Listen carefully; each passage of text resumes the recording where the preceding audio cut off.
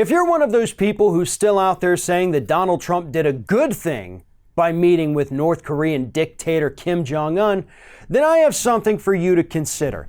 After spending, roughly a day with this dictator who controls everything in his country, including the media, Donald Trump tweeted out that the media here in the United States is actually the biggest threat to our democracy. So less than 24 hours spent with a dictator, and Donald Trump immediately comes home and starts talking like one. I don't think that's a coincidence, even though, Donald Trump has been attacking the media since day one. But to call them the greatest threat to democracy is a step up that even Donald Trump hadn't taken before. Here's the tweet in which Donald Trump officially announced the media is the biggest threat to our country. So funny to watch the fake news, especially NBC and CNN. They're fighting hard to downplay the deal with North Korea. 500 days ago, they would have begged for this deal. Looked like war would break out. Our country's biggest enemy is the fake news so easily promulgated by fools. See, 500 days ago, they would have begged for some kind of summit. Why? Because you were threatening war with them, nuclear war.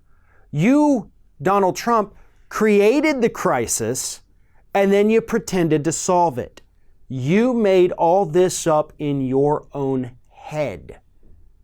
So why in the world is anybody out there saying that, we did a good thing, nuclear war is always bad? It is always bad. You'd have to be a complete idiot to not think that, okay? But he created the problem. Then he offers a Band-Aid solution, so I don't think he deserves any credit for anything. On top of the fact that he's coming back here blatantly shitting on the First Amendment, telling us that the press is the biggest threat to American democracy. No, the biggest threat to American democracy is sitting in the White House right now. The biggest threat to American democracy is Donald Trump and what he is doing to this country.